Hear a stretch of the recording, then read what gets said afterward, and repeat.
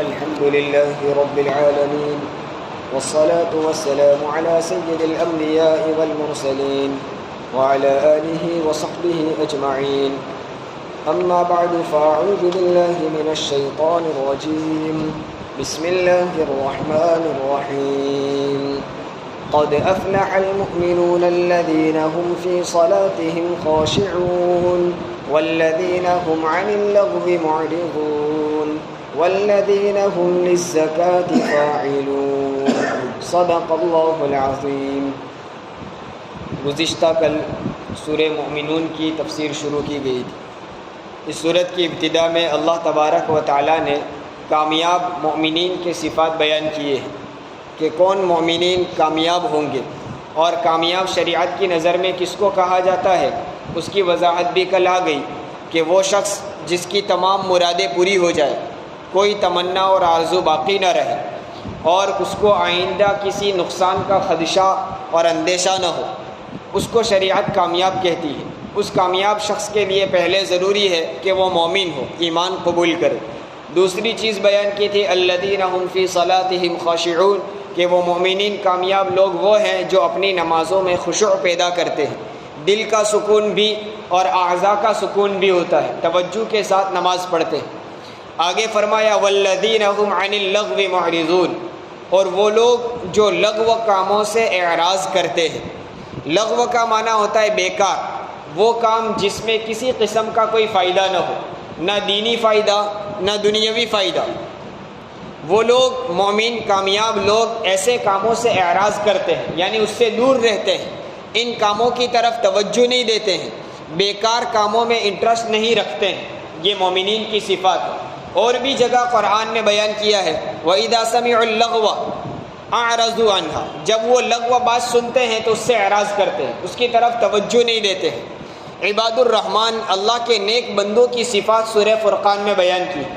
سورہ فرقان کی تفسیر بھی آ گئی، وہاں ایک صفت بیان کی تھی وَإِذَا مَرُّوا بِاللَّغْوِ مَرُّوا كِرَامًا، جب وہ لغو کاموں کے پاس سے گزر ان کا ہوتا ہے، ایسی جگہ سے جہاں لوگ لغو اور بیکار کاموں میں مصروف ہے، دنیا کی باتوں میں مجلسوں میں لگے ہوئے ہیں یا کوئی گناہ کے کام میں لگے ہوئے ہیں، تو اللہ والوں کی شان کیا ہوتی ہے؟ مرو کراما، شرافت کے ساتھ وہاں سے گزر جاتے، اس کی طرف توجہ نہیں دیتے، وہاں بیٹھتے نہیں ہیں، ان کی طرف نظر نہیں کرتے ہیں، اس سے اعراض کرتے ہیں، اس کی طرف انٹرسٹ نہیں رکھتے ہیں. یہ اللہ والوں کی صفات ہے.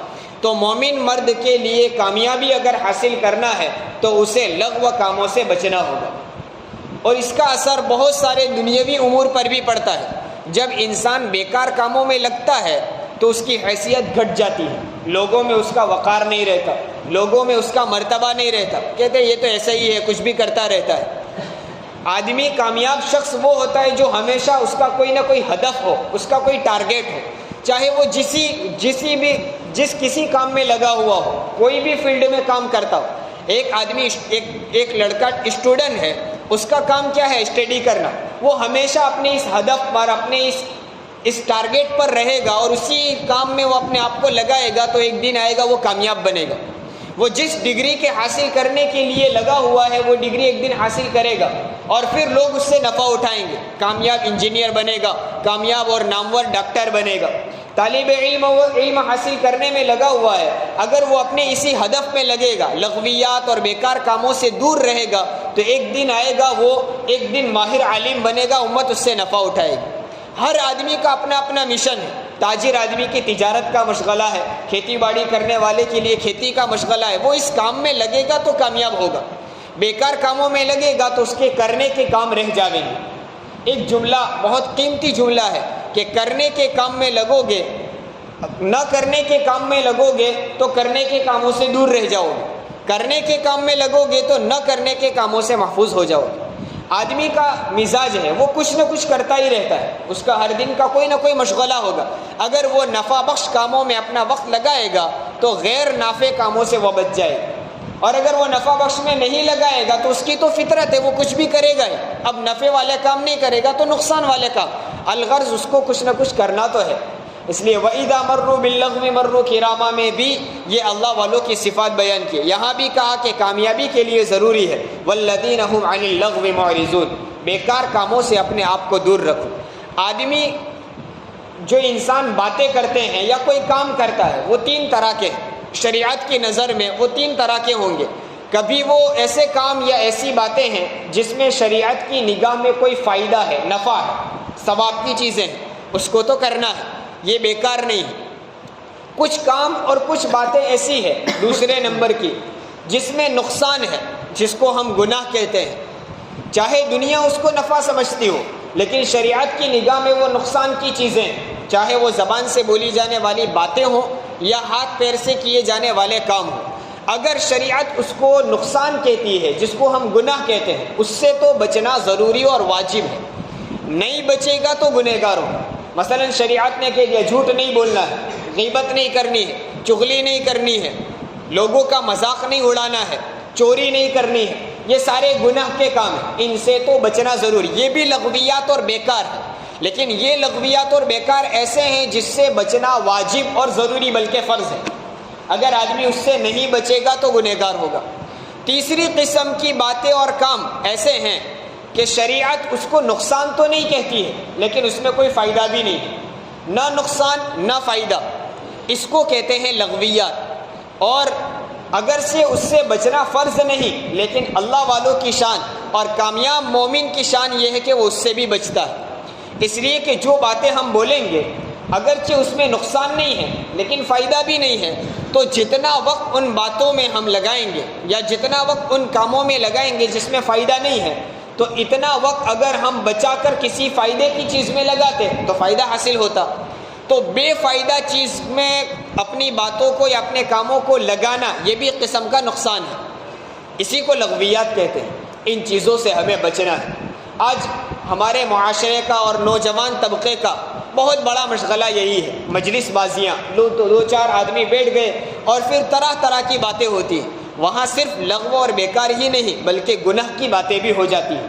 کسی کا بیجا ایسا مذاق اڑا دیا جاتا ہے جس سے اس کا دل دکھ جاتا ہے، کبھی کسی کی غیبت کر لی، کبھی مذاق میں جھوٹ بول دیا، اور اللہ معاف کرے ہمارے معاشرے میں تو مذاق میں گالیاں بھی بہت بولی جاتی ہے، اس کو فخر سمجھا جاتا ہے، کوئی اس پر روک ٹوک بھی نہیں ہوتی ہے۔ تو ایسی مجلسوں میں اور ایسے افعال میں، ایسے کاموں میں لگنے کی وجہ سے نہ جانے کتنے گناہ ہم سے سرزد ہو جاتے ہیں۔ تو ان چیزوں سے ہمیں اپنے آپ کو بچانا ہے۔ اللہ والوں کے یہاں تو اس کا اتنا اہتمام ہوتا تھا کہ وہ لغو نظر بھی نہیں کرتے تھے، بیکار نظر بھی نہیں کرتے۔ ہم تو سمجھتے ہیں بیکار کام ہوں گے یا بیکار باتیں ہوں گی، ان کا تو دیکھنا بھی کام کا ہی ہوتا تھا۔ ایک بزرگ کا واقعہ ہے، ان کے گھر پر کوئی مہمان آئے تو وہ پرانے زمانے کے ان کے مکان تھے، وہ لکڑی کے جو مکان بنے ہوئے ہوتے ہیں، لکڑی کے ساتھ پتھر لگا کر لکڑیاں لگی ہوئی، اب وہ پرانی چھت تھی جس کی وجہ سے وہ لکڑیاں جھک گئی تھی۔ آنے والے مہمان نے کہا کہ حضرت آپ کی چھت گرنے کو ہے، خراب ہو گئی ہے، لکڑیاں جھک گئی ہے۔ اس وقت اس بزرگ نے نظر اٹھا کر دیکھا اور کہا 40 سال ہو گئے میں نے اپنے کمرے کی چھت بھی نہیں دیکھی۔ یہ واقعات تو صرف ہمارے لیے سننے کے لیے، ہمارے لیے وہ بس میں ہی نہیں ہے۔ ہمارا حال یہ ہوتا ہے کہ ہم عبادت میں بھی مصروف ہو تو بھی ہماری چاروں طرف نظر رہتی ہے۔ مسجد میں آ کر قرآن کی تلاوت کر رہے ہو تو کون آیا، کون گیا، کس نے پنکھا شروع کیا، کس نے لائٹ بند کی، کون کتنی نمازیں رکعتیں پڑھتا ہے، ساری چیزیں ہمیں معلوم ہوتی۔ بزرگوں کو دیکھیں گے تو وہ ان چیزوں کی طرف نظر نہیں کرتے۔ ہم نے ہمارے حضرت کو تو بارہا دیکھا، مسجد میں آ کر بیٹھ جاتے، جمعہ کی نماز کے لیے 10:30 بجے 11 بجے مسجد میں آ جاتے، 1:15 بجے خطبہ، 10:30 بجے مسجد میں آ جاتے اور آ کر اپنی عبادات میں مشغول، تلاوت میں، ذکر و اذکار میں، صلاۃ و تسبیح میں۔ کبھی آپ نظر پھیر کر، چہرہ موڑ کر پیچھے بھی نہیں دیکھتے۔ بسا اوقات ایسے واقعات ہو جاتے کہ پوری مسجد کی نظر اس کی طرف ہو جاتی، کوئی ایسا واقعہ ہو جائے، لیکن حضرت کبھی نظر نہیں پھیرتے۔ یہ لغویات سے دور، اپنا کام اپنے کرنا ہے جی۔ نظر پھیر کر ادھر مصروف ہونے کی وجہ سے ہمارا فائدہ کیا، یہ اللہ والوں کا یہ تصور ہے۔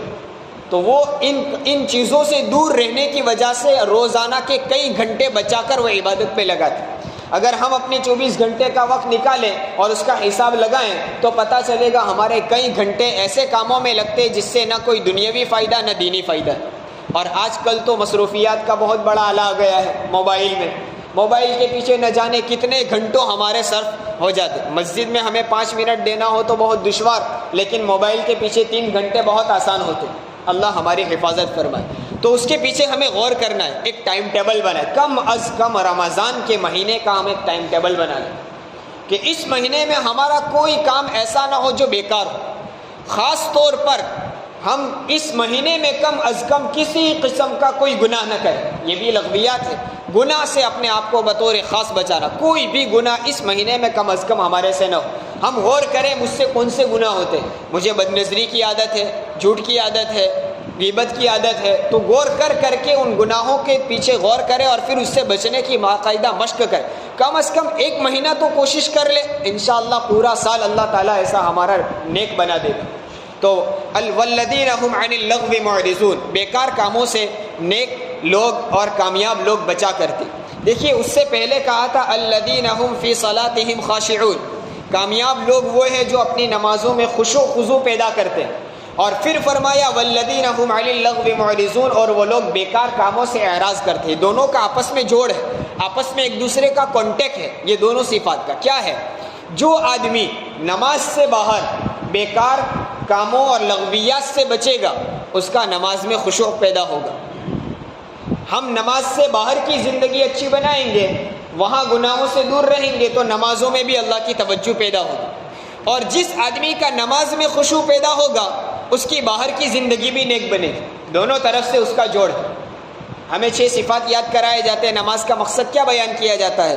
ہماری 24 گھنٹے کی زندگی صفت صلاۃ پر آ جائے. کیا مطلب ہے؟ کہ ہم نماز میں جس طرح اللہ کے احکام اور رسول اللہ صلی اللہ علیہ وسلم کے طریقوں کے مطابق رہتے ہیں، اپنی منمانی وہاں نہیں چلاتے.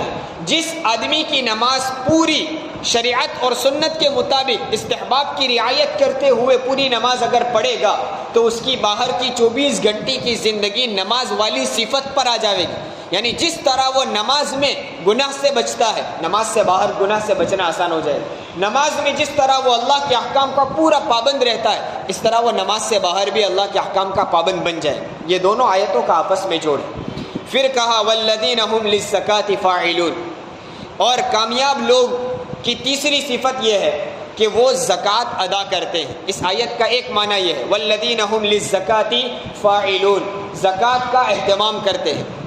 زکوٰۃ ہم سب جانتے ہیں، جو آدمی ایک مخصوص مال کا، جس کو ہم نصاب کہتے ہیں، نصاب کا مالک ہو جائے تو اس کو اپنے مال کا 2.5% ادا کرنا ہے، اپنے مال کا 40واں حصہ ادا کرنا ہے. 100 روپے میں سے 2.5 روپے دینے ہیں. یہ ایک زکوٰۃ کا نصاب شریعت نے مقرر کیا ہے.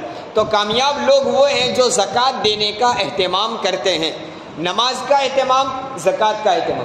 اور اسی آیت کا ایک دوسرا مفہوم بھی مفسرین نے بیان کیا ہے. زکوٰۃ کا معنی ہوتا ہے پاک کرنا اور ترقی دینا. زکوٰۃ، ہم مال کی زکوٰۃ دیتے ہیں، اس کو بھی زکوٰۃ اس لیے کہتے ہیں کہ ہم پورے مال میں سے جب زکوٰۃ دیتے ہیں تو ہم اپنے مال کو پاک کر لیتے ہیں، اس وجہ سے اس کو زکوٰۃ کہتے ہیں. الغرض اس آیت کا ایک معنی یہ بھی بیان کیا ہے کہ زکوٰۃ کا معنی ہے پاک کرنا.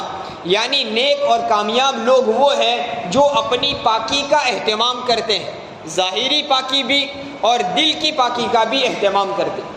دل کا، جس کو ہم تزکیہ کہتے ہیں. بعثت نبوت کے جو مقاصد بیان کیے ہیں ان میں ایک مقصد یہ ہے دل کا تزکیہ، اپنی ذات کو پاک کرنا، اپنے اندر سے اپنے عقائد کو پاک کرنا، اپنے اندر غلط عقائد ہو اس کو دور کرنا. اسی طرح غلط اور بری بیماریاں، دل کی بیماریاں، اس سے اپنے آپ کو پاک کرنا. اب عقائد میں کفر و شرک سے اپنے آپ کو پاک کرنا، اپنا ہمارا عقیدہ صاف ستھرا ہو. اسی طرح دل کی تمام بیماریاں، حسد ہونا، بغض کا ہونا، یہ ساری چیزوں سے اپنے آپ کو، اپنے دل کو پاک کر لے. کسی کے متعلق ہمارے دل میں کوئی برائی نہ ہو، کسی کے متعلق ہمارے دل میں کوئی جلن نہ ہو کہ اس کو یہ نعمت کیوں ملی، نہیں ملنی چاہیے. یہ ساری چیزیں، یہ برائیاں ہمارے دل سے نکل جائے، اس کو کہتے ہیں تزکیہ. تزکیہ بھی بہت ضروری ہے بلکہ فرض ہے. اور اس کو حاصل کرنے کے لیے اللہ والوں کی مجلس میں بیٹھنا، اللہ والوں کی صحبت میں وقت گزارنا، اس سے دل کا تزکیہ ہوتا ہے، دل کی پاکی ہوتی. اپنا تعلق نیک لوگوں سے جوڑنا. اب ہمارے اندر جو کچھ بیماریاں ہیں ہم ان کے سامنے پیش کریں کہ مجھے فلاں چیز کی عادت ہے، فلاں چیز کی عادت ہے، وہ علاج کریں گے. جس طرح ڈاکٹر علاج کرتا ہے ہماری بیماریوں کا، اسی طرح یہ اہل دل لوگ یعنی اللہ کے نیک بندے دل کی بیماریوں کا علاج کرتے ہیں. ہمیں جا کر اپنی بیماریاں بتلانی ہوگی تو وہ ہماری دل کی اصلاح کریں گے.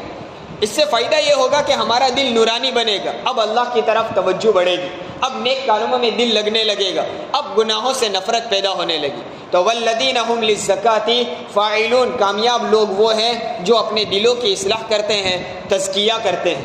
اللہ تبارک و تعالی ان نیک صفات کو اپنانے کی ہم سب کو توفیق عطا فرمائے، آمین۔ وآخر دعوانا الحمدللہ۔